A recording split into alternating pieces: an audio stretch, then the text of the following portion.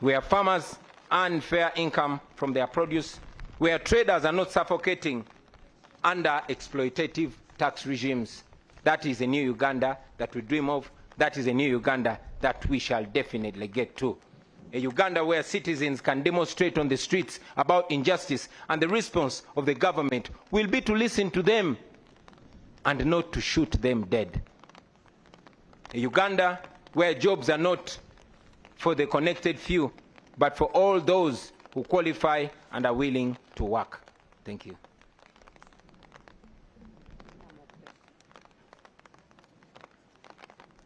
In the coming days, ladies and gentlemen, we shall unveil our manifesto, and we shall go ahead to paint a clear picture of that new Uganda that we dream of, that new Uganda that we believe.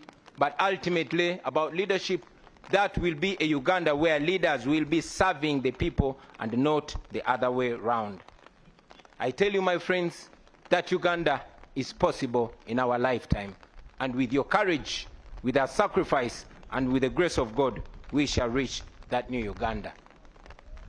Now, as the National Unity Platform, even with the little resources that we had for the last 4.5 years, we have already demonstrated that we are able to use less and achieve more. We have managed to acquire the biggest political party headquarters in Uganda. We have launched the first school of leadership, and we have gone ahead to groom leaders at no cost to them. Leaders that will uphold our values and offer leadership to the next generation after we retire. We have supported families of political prisoners and missing comrades. We have refused to be compromised. We have held onto our principles even when it has come at great personal cost. We have pursued and secured sanctions against those who steal from our people and against those who oppress our people. We have kept the struggle alive, and we are growing even stronger. Now, to the international community, Uganda's freedom is not only for Ugandans. Uganda's freedom is for everybody.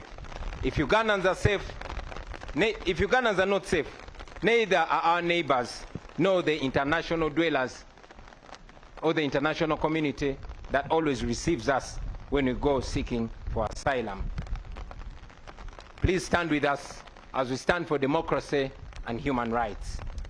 Now, to our senior comrade, Dr. Kizza Besigye, to our brothers Alex Waiswa Mufumbiro, Comrade Bobby Young, Eddie Mutwe, Achireu Chivumbi, Machete, Gaddafi, and all other political prisoners, we honor you, we think about you, we pray for you, and we are fighting for you. To your families and every Ugandan that has been affected in this struggle, please don't lose hope. Your suffering will never go in vain. Now, finally, to the comrades that I will be moving with on this campaign trail, the foot soldiers, the ordinary citizens of Uganda who have nothing else to offer to their country but their selves, their bodies. First of all, I thank you, brothers and sisters. We have stood together through the tear gas, through the bullets, through the beatings, through the abductions, through the courts, through the prison walls, and through the funerals. You have been my shield. You have been my eyes. You have been my courage. You have been my strength. You have been my friends, my true friends. Today, as we go into what is likely to be an even more violent campaign, I will be relying on you, my friends. We are embarking on a long walk to freedom. Whatever lies ahead of us is going to test everything that we are and everything that we stand for. But I guarantee you, brothers and sisters, freedom will come at the end of the day. Because after all, freedom never comes easy. Our grandparents shed blood for the independence of this country 62 years ago. Our parents shed blood for what they believed was a liberation 40 years ago.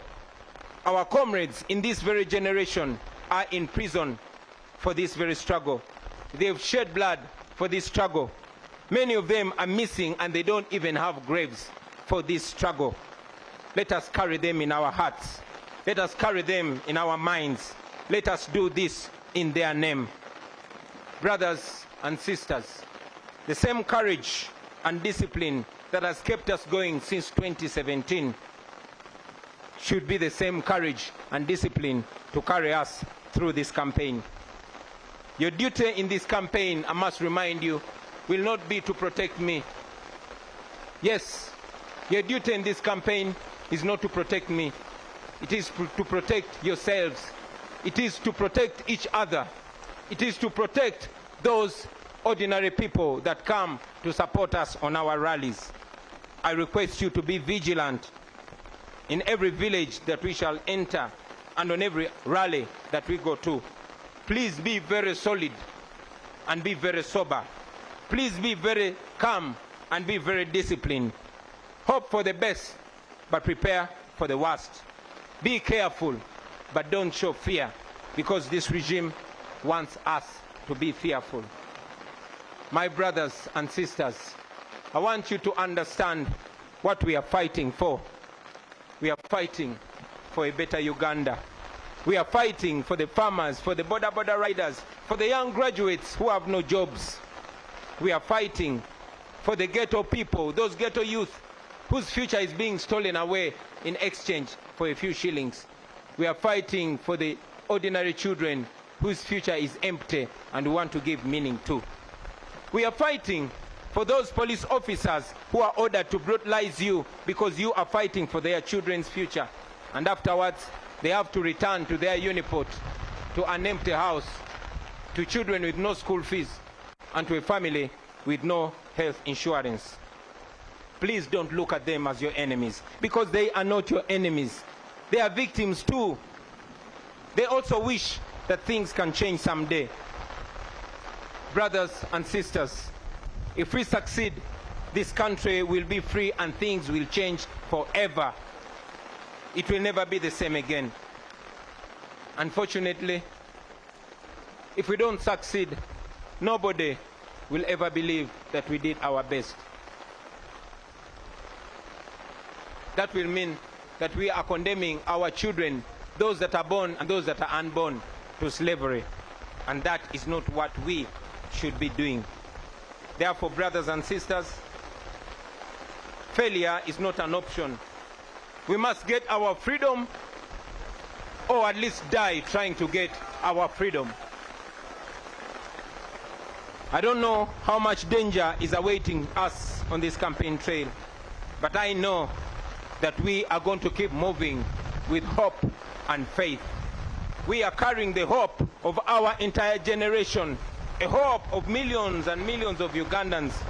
Brothers and sisters, I want you to understand that this that we are carrying on our shoulders is a historical responsibility. So prepare yourselves. Hug your loved ones one more time and tell them that we are going to war. We are going to a war that we never chose, a war that we are not even trained for, but a war that has been imposed on us by our oppressors. We are facing an enemy that is armed to the teeth, and we are facing the enemy barehanded, only armed with the truth and God. We are fighting this because it is a duty that we must take on. We are fighting for our God-given right to live as human beings in our own country. We will never retire. We will never give up. We will fight until we are free, and I'm sure we shall be free in the end.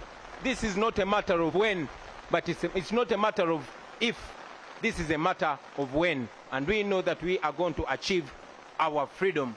Brothers and sisters, I want to conclude by guaranteeing to you that are here with us and all Ugandans all over the world that in the end we shall be free. In the end, everything is going to be all right. And if everything is not all right yet, then that will not be the end. Thank you very much for God and my country.